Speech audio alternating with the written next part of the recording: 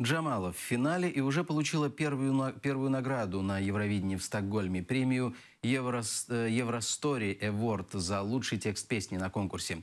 Победителя определяло профессиональное жюри писателей. По словам певицы, эту песню она написала под влиянием истории своей семьи, пережившей депортацию. Вчера в финал прошли только 10 стран: Латвия, Грузия, Болгария, Австралия, Украина, Сербия, Польша, Израиль, Литва и Бельгия.